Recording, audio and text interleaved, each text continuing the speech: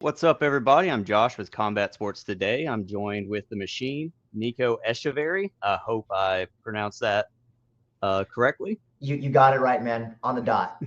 Yeah. Everybody kind of has their own twist on things. Yeah. Man, it's been like that ever since like I can remember like in, first day of school, they always have the hardest time. The way I explain it, it's etcha, like etch a sketch, and very as in very weird or very awkward. Just smush them together and then etch very. Super simple.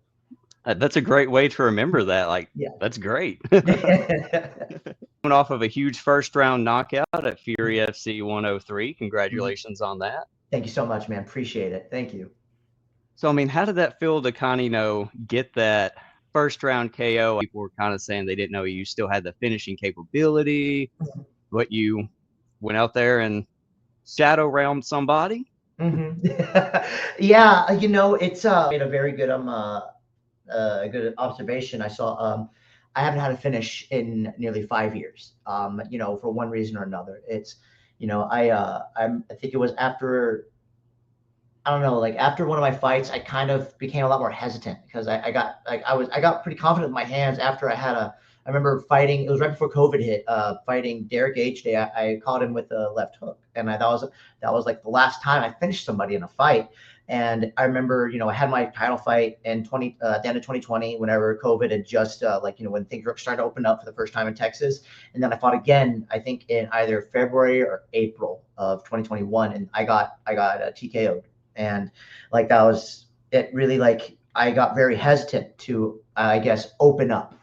Just I started to kind of regress a bit into more of a grappling style because I didn't want to get knocked out. I mean, it just scared the tar out of me. But it's just taken a lot of time. This last few months have been a very different to me. I've had a very different mindset of just wanting to go in and just challenge myself. Like at the very end of the fight, I talked to Mike Alexander, and what I said is still true to this day. I went in hunting for my best performance. I wanted the Nico to go in that went into that cage to show everybody, like, win or lose, no matter what the no matter what the outcome, that was my best performance. People can look on that and says, yeah, that right there, that was probably the best I've ever seen Nico. Like that's what I was aiming for. And going into that, kind of took that pressure off of me to, try to live up to maybe whoever, like somebody's expectations that I thought had been put on me. Nico, you have to win like this. You have to fight like this. No, I'm gonna go out. I'm gonna fight like I want to. I'm gonna go out and fight like I've been training. And I don't know, like, so for most of my fights, one of the things that is very prevalent is you hear a very loud man yelling at me. My professor slash head coach Drew Tychek, and that's very prevalent in every one of my fights. Always calling for instructions, calling for this, calling for that. But if you go back in this fight, even though it was shorter, you'll know that you'll hear that there wasn't a whole lot of that because him and I, like, he has an understanding of, okay, Nico knows what he saw that I wasn't hesitating on doing things. He maybe said, okay, Nico, we're back to the center. And so there was that kind of notice of, okay, Nico is more calm in there. And that was the thing. I became a lot more calm, and it just coming into that, I didn't expect to get the knockout. Heck, even whenever I caught him with the punches, I didn't expect those punches to knock him out. I just put him out there, just hoping to maybe do some damage. But I guess it's always the strike that you never expect, Yeah. And it felt good going in there. I turned 34 back like early March. And that there's that curse in UFC where it's like once you hit 34, you're now on the downhill slope. You're gonna be losing every fight. That's how they look at it, but it feels good. The last three guys I fought, Devin Dixon, Tracy Reeder, and Aaron Young. All three of them are up and comers. They're all like really young guys, strong guys, fast guys. They're very skilled.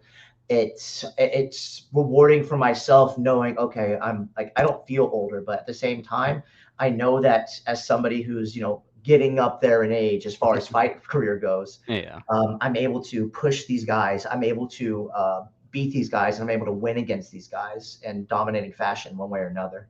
So it's just been it was a very good fight camp from beginning to end as far as mindset goes. And that was, I think, is what I attribute the most to my success in the cage for my last fight. Yeah, well, like whatever you're doing is working. You put him out there very quick. And how did you know, like you didn't do any follow-up shots? It's just something as you were like coming in, you just kind of seen the eyes, or because I mean, I know Yes. you're a veteran of the game, so Mhm. you kind of know what to look for on things. Yeah. Yeah, I know that like if it was like, if I was like 5 years ago, like I know that the last time I fought, the last time I got my last finish, I followed up with punches immediately. This time, like you said, I'm a veteran of this. I've got 20 plus pro fights, and I noticed just the eyes. I noticed how his body landed, and I noticed that there was no defensive, like there was no defense. And like I know they say you keep going until the ref pulls you off, but at the same time, man, like I know that like if Devin had followed up with punches, I wouldn't blame him. I know my friends and family would, get mad at him, but at the same time, that's the name of the game. If you let a guy recover and you let him get back up and work back, and he has a possibility of beating you, you want to keep going until the ref says stop.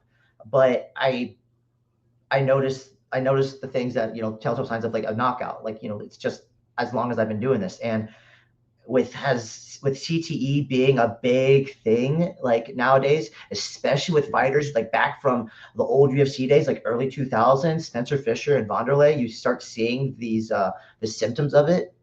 And like hearing them tell stories of it, it's scary. And Oh yeah. I wouldn't want that on any of these guys. Like it's a terrible thing. Yeah, I mean, sure, if it's like if I notice that he's getting back up, then I have to follow it up. But if I Yeah. notice that there's no, if I like, I'm really glad I was able to notice that. But like, I'm glad I was kind of lucid enough to realize, okay, he's out. And I don't like the idea of somebody, because like when you already knock him out and you just follow with punches, it just increases the chance of that, man. And Devin's, he's young kid. He's like not even 30 yet, and he still has a lot of pep in his step. He's strong as heck. He's got quick hands. Like I know that. Like I messaged him after the fight, like that day to check on him, and I told him, dude, you caught me with two hooks, like right, left hook, like through my guard. I had my hands up and I saw stars. Like he hits wicked hard and wicked fast. But like that's something that I don't wish on anybody. Like regardless of how I feel about the person, like as a fighter or a person, like I don't wish that kind of life on someone, because quality of life, especially as you get older, like in this sport, it's something that in any kind of field of career, it's something that you have to really look at. Because if you have these wars with people just constantly fight after fight after fight after fight, like, and then like you stop at 35, 36, or even 40, like you still have half your life ahead of you. And sure, you'll have all these great stories, but at the same time, like there's some people who might not be able to hold their kids. There's some people who might not be able to remember good times, even remember the fights. And I wouldn't, like I keep saying, I don't want that to be something I don't want that to happen to somebody. That's something I would hate for that to happen to them. Speaking of Devin Dixon, you are a former Fury FC lightweight champion. He just fought for the Mhm. title. Is that you're trying to get that next, the Fury belt again, or? That's a really good question. I would welcome that.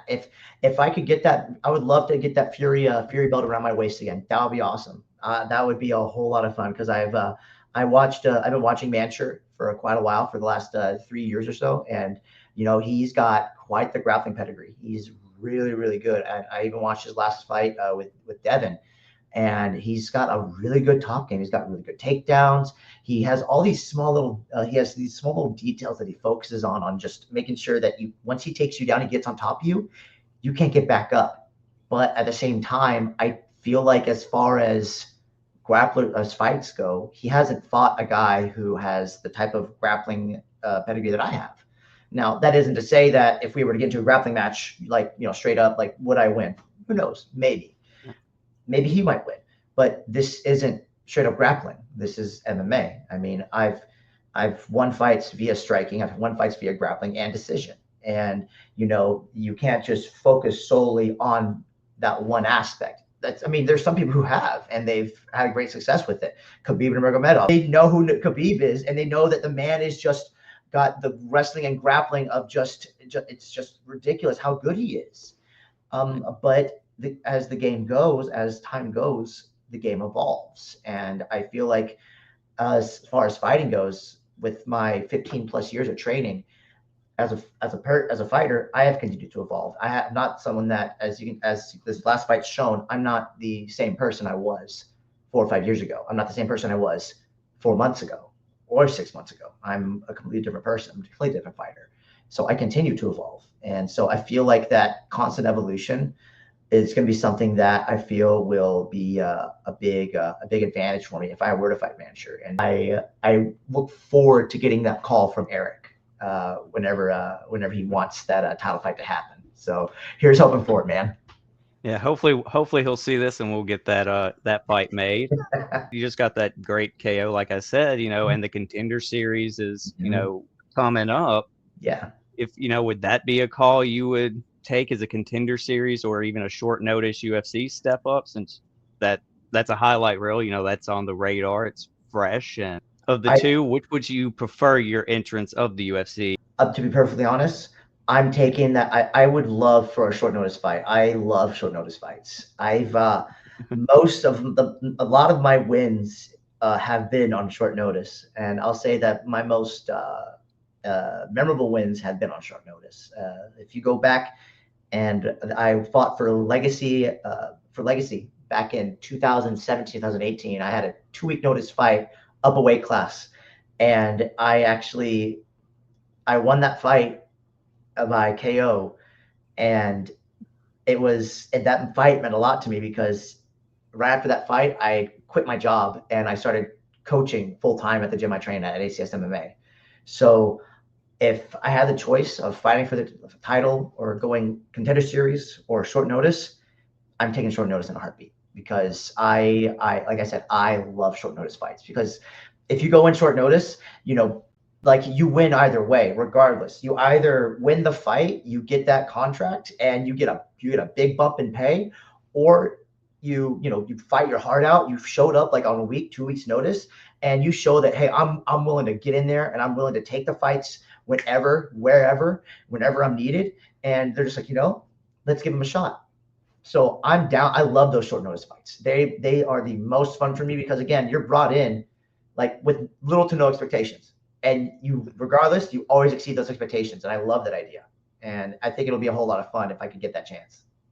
Awesome. Yeah, we're going to try and manifest that, over that title shot. I would like that, the short notice exactly step up to the UFC for you and see that happen. Thanks, man. Appreciate it. That'd be badass. You're a veteran of the fight game. You fought in Legacy and your amateur career. I was kind of going through the tapology a little bit. I think that goes back to 2011. You fought some bigger name guys now, like Adrian Yanez. I probably messed up his last name. No, you got probably it. did. And Sage Northcutt as well, on there. So it was very, very cool those times. I'll say it's really weird seeing that, man. Like, gosh, 14 years ago, fighting Adrian. That's wild, man. Golly. Yeah. Sorry to interrupt. Go ahead. Oh no, just thinking of that, just how much have you seen the game change just from it? Because you're a coach as well. One of the biggest things, I think, some people see it in the cage, but as a coach now, one of the biggest ways that it's evolved is how training happens and how fight prep happens. That's probably the biggest way things have changed, because back in the day, most people are kind of just flying by the seat of their pants. People are just like, yeah, let's do it how wrestlers do it. We'll just cut 20 pounds in one day and we'll be good to go the next day. But, as time has gone on, you'll see a lot of guys who have had most guys who've had the most success have cut less weight. And they've had a lot more success, because when you cut a lot of weight and you put it back on, it's a lot easier for you to get knocked out, because your brain gets dehydrated. And then from what I've been told, your brain gets dehydrated, and trying to rehydrate that back like in 24 hours, it's not healthy, man. And it's really easy for you to get knocked in the head. Your brain moves around a little bit and it hits your cranium, and then you're out. So I think that the biggest thing, like I said, fight prep, like the cutting weight, dieting, the week of the fight, learning that been I had to get I got a certification in that, just learning how to cut weight. That's been a big thing for me. Also, like just training in general, because back in the day it was like in shoot box and a lot of other gyms, they want to go in. You'll see a lot of these guys like in the old days, they have these wars in the training room, like nearly every day. And, again, like I was talking about before, with head injuries and just wear and tear on the body, that's just rough. And then if you do that kind of stuff, like going into a fight camp and you maintain that just every single day, hard days, every single day, then you see your body just get torn up. And by the time it gets to fight, your body's already worn out, and like, you're probably not gonna be able to you're not gonna be able to perform. And I've seen, like I said, it's all about that fight prep. And as far as like the fights go, honestly, just it's amazing to see people falling away from the single style mindsets. Like, you see everybody comes in with some, maybe like you see people come in with a wrestling pedigree, or grappling, or a striker. Like, you have the Alex Beheader, you got your Bo Nickel, you had other name that I can't remember. Wonder Boy. There we go. Sorry. Yeah. There's a lot of names out there. Exactly. But you get these, but you have a lot of guys that still have these specializations. But most of the people who come in don't specialize. They are all rounders. Sure, they might focus on one thing more than the other, but not one person is just a person who just strikes. Not one person is just a person who just grapples. It's not just a person who just does jiu-jitsu. You got to have all those things together. If you're just some schmuck off the street and you say, I want to fight, it's probably not going to happen. And if it does happen, you're probably in a very shady promotion. I wouldn't recommend it. But as far as being a coach, we always make sure, one of the things we make is a mandatory mixed martial arts class, and making sure that you show up for at least 10 hours of training per week minimum. If you're wanting to fight, you have to commit to that. And if you have a fight coming up, and that's like outside of fight camp. In a fight, we up to 12 hours, because if you're doing a fight, you got to be training 5-6 days a week with a rest day, because your opponent. I like the way that my coach Drew, he says, if you train 3 days a week, if you call up your opponent and you say, hey man, I'm going to be training only 3 days a week. We agree, only 3 days a week of training, right? And yeah, you get off the phone, you both agree. Yeah, that's right. Sweet. Awesome. You get off the phone, your opponent's like, he only said he's going to do 3 days a week. I'm going to train 4 days a week. I'm going to just screw this guy over. It doesn't work like that. You got to put in the work. You got to put in the time. That's you have to make sure you're going in for your striking classes, your jiu-jitsu, your wrestling. You have to do your mixed martial arts, looking to put everything together. And that's something that heck, like with Volkanovski, even though he does a lot of striking, he knows how to do jiu-jitsu, he knows how to wrestle, he knows how to anti-wrestle. So a lot of the guys now, they're not just specialists, they are these all-rounders that have skills in every single thing. They might want to gravitate towards one thing or the other, but they have a skill set in each thing. And I would say that's the biggest evolution as far as fighting goes in general in the cage. You said you kind of got a certification on the nutrition and weight management and stuff. Are you more of a post-fight meal guy or a post-weigh-in type of meal guy? Okay. You see some people get a little sick after the weigh-ins and don't make the fight due to whatever reason. So which guy are you? A post weigh-in for sure. Post weigh-in, because post fight, like I'm not gonna. I'll be honest with you, man. Don't ask me. So, coach, what should I have after a fight? Don't ask me that, because I'm not going to give you a good meal to have. I'll tell you what I have. I go to Waffle House. I get the All-Star. I get 2 waffles, 1 blueberry, 1 normal. I get hash browns. I get bacon. I get cinnamon raisin toast. I get 2 over medium eggs. I get some chocolate milk. Man, I go ham on that stuff. Heck, this last fight, I got that. And then I went to Voodoo Donuts, which is right next door. And I got myself a dozen donuts, which I devoured in about 3 days. So don't ask me about a post-fight meal, because I will make sure that you really go up in weight because of it.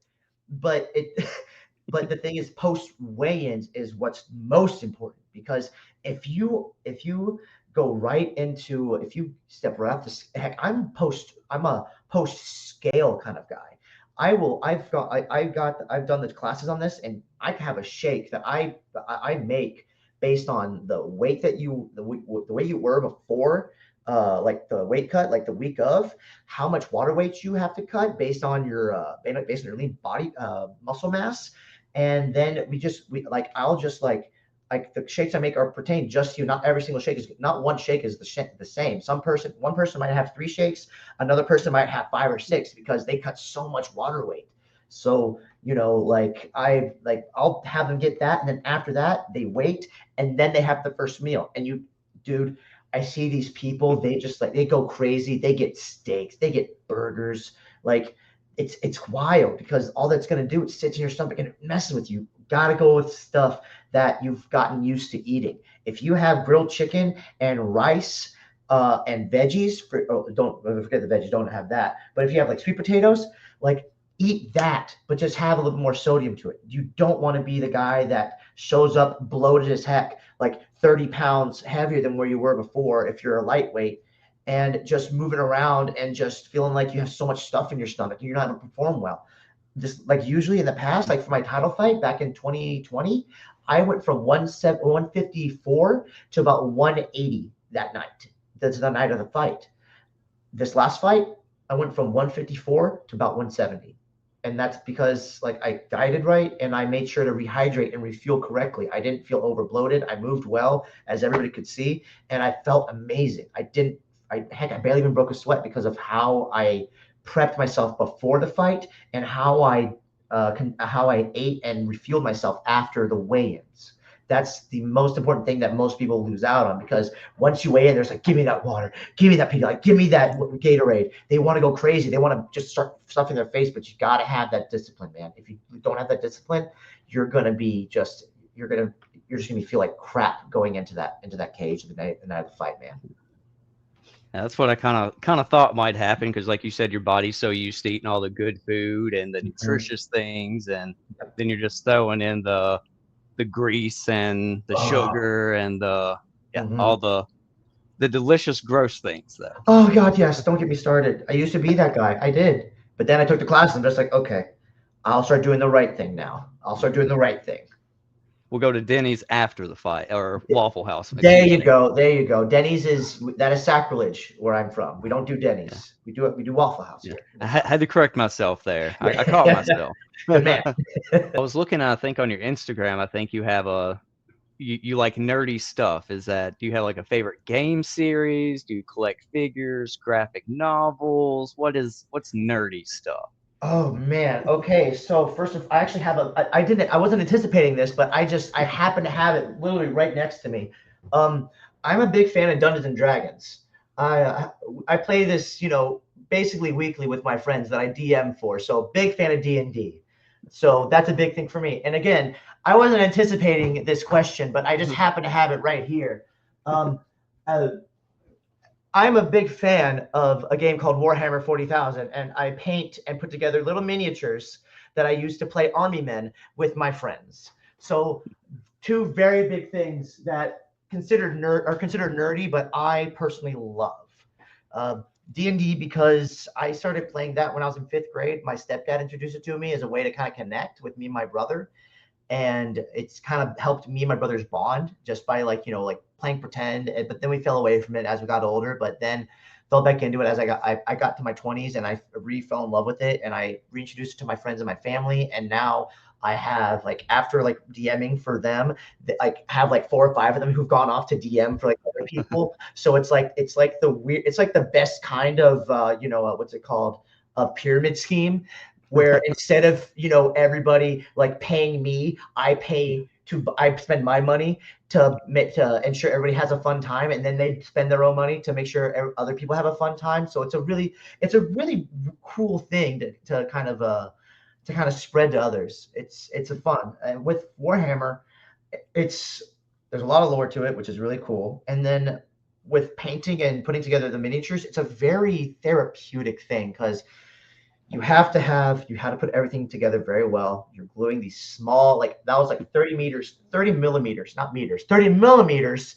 tall, and like a very small miniature. And you have to have very small details where you have to have a paint, you have to look, you have to relax it. You force yourself to relax, because if you're just like, I gotta get this done, I gotta get this done, and you just mess everything up. But with this, you kind of have to relax. You have to control your breathing. You have to make sure you stay focused, but at the same time, if you kind of focus too hard, everything gets out of focus. It's a weird thing. So those are my two, I would say, biggest nerd things. I mean, I read comic books, I play video games, but everybody nowadays, they all do that now. I mean, watching anime, like those things have become like very, very mainstream. But I'd say the two biggest things for me are the D&D and my Warhammer 40,000 stuff. Those are the biggest nerd things I hold near and dear to my heart. I played a little D&D several years ago, and I kind of fell out of it. Friends moved different states, different cities and stuff. Yeah. I need to get back into it. It was fun when I played. I was playing for about 6 months or so, but it was super fun, getting everybody together, having fun, and that's what it's about. Yeah, it really is. It's a very I love getting my friends together, and it's only like every other week, but at the same time, it's just fun to you get away from the you really get away from the reality of things. You just kind of engross yourself in a story that you can make with your friends. You kind of reconnect with people. You kind of get, like, in my opinion, if you're doing it right, you feel like a kid again. You should feel like a kid again. I mean, sure, you make the crude jokes, or you're killing goblins or whatever in some gory fashion, but at the same time, if you're having fun and you're just feeling like a kid, just like having a blast, just rolling shiny math rocks and just hoping that you get a high number and you get that dopamine hit. I mean, it's just the funnest thing. And it's such a strange way to just really really see the kind of person you are. Because like some people, they have D&D is kind of way they have group therapy. I'm not saying like deal with your trauma through D&D. You might do that. I'm not saying anything against it, but have fun with this stuff. Connect with your family with it. Connect with your friends with it, because that's what I've done. And I'll say that I've become a lot closer to my friends and family because of it. Because, man, like my brother Andres, he's from my mom's first marriage with my father. Like we were always close, but after a while, like he went away to a different school, and I was like 4 hours away, and this D&D was how we stayed connected. Like we'd see each other online every week, and it was something that really meant a lot to me, like for years, and we still do it to this day. And I have to say that I wouldn't have been able to stay as close to him. I mean, we're still very close even when we don't play, but at the same time, I maintained that connection with him while he was away for so long because of it. So for that, I hold it probably it's probably one of the things I hold like close to my heart as far as that goes. That's awesome. You have like that connection with D&D and your family and everything like that. Like I said, I used to play D&D. I'm not too big on I don't really know much about the Warhammer, but I'm a huge fan of putting together Legos and things like that. I think a lot of people are getting more into Legos these days. Oh God, yes. Yeah, I'm gonna have to look into that Warhammer stuff. I got a tattoo pretty recently, and she brought it up during my tattoo session. She prints and paints her own like Warhammer minifigs. So nice. Like 2 people in like less than a week bringing it up. I'm gonna have to look into it now. I will send you some links on videos to bone up on your lore, so that way I won't make it to where you're just like. I won't just do it full info dump. I'll send you some entertaining guys to watch. So I got you covered, man. I appreciate it. Thank you. Yeah. Big on music.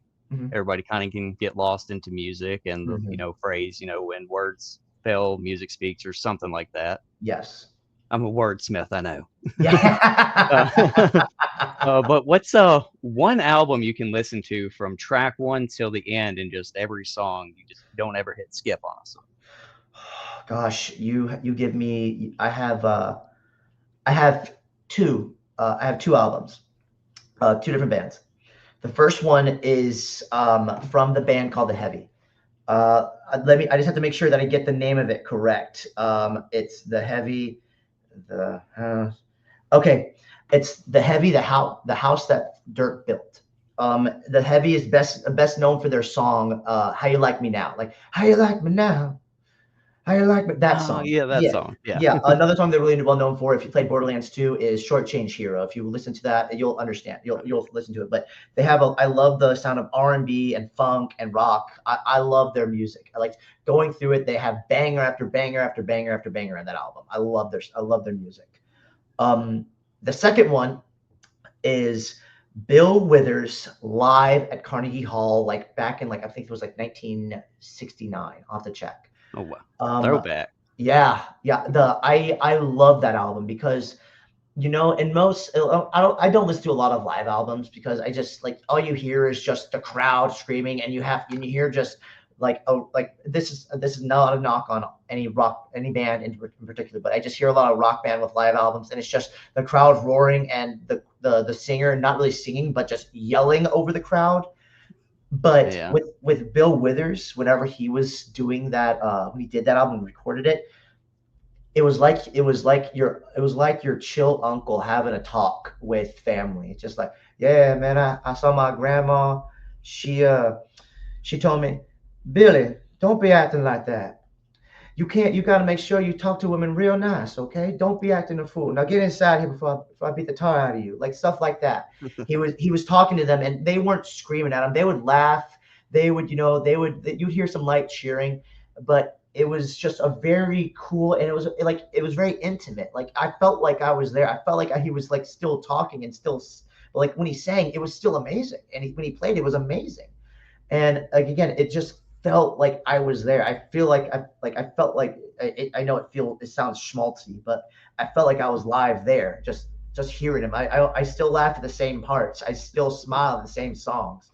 He's got a lot of great music. I like, rest in peace, like, one of the goats as far as R&B goes. But yeah, like, the Live at Carnegie Hall album is definitely one of my top favorite albums to listen to from beginning to end, and probably one of my favorite albums of all time. Just added some new music to my list to check out. I have one for you because you're a D&D person. It's a band called Deary. I don't know if you've ever heard of them. Okay, Deary. Okay. They're like a brother-sister band from Minnesota. They have a song called Teenagers Forever. Okay. And it's just kind of him, because he's like our age, in the 30s and stuff, talking about, just how it's growing up and how he used to play in D&D, but people don't have time and things like that. I think it might be kind of like there might be up your alley, kind of. I like that. Deary, DEA or DEE? DURRY.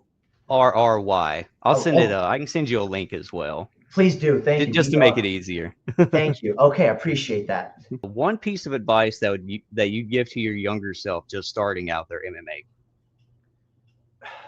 Man, that is a very good question. Keep moving forward. The main thing I want that to be applied, not just to how you fight in the cage. I want that to be applied in everything you do in life, because you will face adversity in every aspect of life. It could be in the cage, especially, because you will face adversity in the cage no matter what. But you will face adversity, whether it be, in your personal life, in your business life, and anything you do. But you need to keep going forward. Even if you fail, you got to keep going forward, because failure is a part of life. You can't fail. Don't fail and stop. Fail forward. Fail and keep going. Fail and keep failing until you succeed, until you get one little bit of success, and build on top of it. You succeed a little bit more. That success grows larger and larger. Keep moving forward, and you will, I would say, to finish it off, you wanted to do this for a living, right? Good. Then keep going. Because if you stop at any point, you will regret it. So keep moving forward. Man, that's some good advice right there. I can see why you're into the coaching. How'd your competitors do? You said you were coaching some people over the weekend, I do believe. Yeah, they did some exhibition bouts, going to a different gym and just matching them up and doing some hard sparring rounds. So I had a lot of guys who were just very, very interested, and there were some young guys and pretty inexperienced. And they're saying, Coach, when can I do a smoker? Hey, Coach, when can I do this? I was like, okay. So I want them to get that experience. I want them to fight, but they have to understand where they are at as far as competitors go. So I think so. A lot of them, some of them won, some of them lost. The main thing for me was I want them to get that understanding. I want them to see, like, it was that same adversity I was talking about. I want them to keep going forward. I want them to see that adversity, but you've got to keep pressuring forward. And, like I said, some of them did well. Some of them did well. Some of them got their feelings hurt. And I have to, but for the most part, even though they didn't do I didn't get that perfect, like 8-0 record. I feel like what they got out of it is exactly what they needed to light a fire under their butt. Because I've seen people like who've only shown up for like a striking class a week, and they want to do a smoke, or they want to do an exhibition fight, or they want to go do a fight. And I'm like, okay, so here, show up this day at this gym, and I'll put you in a sparring match, and we'll see how it goes. They get the Tarby out of them. There's like, oh, one, two things happens. One, they just stop, which I hate. I try to encourage them to keep going, or they realize, man, I have a lot to work on. Coach, what I need to do to get better. And I tell them, show up for all the classes, show up for your striking, show up for your jiu-jitsu, show up for wrestling, show up for MMA. That's how you're going to get better, not being a hobbyist. There's nothing wrong with a hobbyist. I have nothing wrong with that. We have tons of people who do it for fun. That's great. But if you want to compete, you can't be doing it part-time. You can't train part-time. I'm not saying give up your life, give up your family, give up your job to do this. If you want to do this, if you want to fight, you will make time for it, whether it be during the normal class hours, or you're doing private lessons with a coach like myself or Professor Drew, or you're cross-training at other gyms. That's going to be the big thing. Now, again, like I said, they didn't all win, but they all got good wake-up calls to where they're at as far as skill sets go, which for me, that's exactly what I want for my coach, for my students. Especially, I don't want to throw them into a fight like without them being without proper training, and then it's just like, oh, they get hurt, not just at a gym, they get hurt in front of all these people, and they get hurt, just an amateur fight, and then they just stop fighting because it's like, oh gosh, I didn't know what was going on. Oh gosh, no, I'd rather be like in a controlled environment to where people actually care about them, and they're not going to just go until they're just out cold. They're going to stop it early, which is which I encourage. They, getting the lessons learned, it's not really a loss if you learned a lesson, really. So yeah, exactly. It's a great way to look at it, and, to bring them up with it. Mm-hmm. Do you got any shout outs for any sponsors or any supporters you want to shout out real quick? Schneider Transmissions. They were my sponsor for this fight, so I appreciate the guys. Pat Schneider, really good guy, great businessman. If you need any work on your car and your vehicles, please hit him up. Again, Schneider Transmissions. Also, Marcus from Loaded Pistols. He's the one who designed my walkout shirts. I've been working with him, and he worked my banner. He's a stand-up guy. I've been working with him for the past 3 years, getting all that stuff done as far as, shirts and everything goes. Iridium Sports Agency for making sure that I'm well taken care of, to making sure that I get the right fights, that I make sure I get all my gear ready, that they're always checking on me. And of course, everybody, Professor Drew and everybody at ACS MMA who've pushed me to be better for this fight, that pushed me to be better as a person and as a martial artist. I can't thank them enough for what they've done for me. And overall, also everybody at Fury, Eric, Rich, Rick, Christy, everybody, they went back and watched the fights, and they said that I fought for them 19 times. And there's only one other person who's fought as much as I have for Fury, and it's actually one of their champs, Cameron Graves. But they have been nothing but good to me, and I can't thank them enough for giving me the opportunities that they have. So let's just thank all of them for that. Congratulations on the big knockout at Fury FC 103. Can't wait to see you back in the Fury cage. Hopefully sooner rather than later. We'll get see some fight news hit the timeline soon. Yeah, hopefully. I'll be sure to let you know, Josh, when everything's come around, for sure. Awesome, man. Appreciate it. And again, thank you for your time, and enjoy the rest of your Monday. Yes. Tuesday. All All right, right, man. man. Take it easy. You too. Thank you so much, Josh. Appreciate you, dude.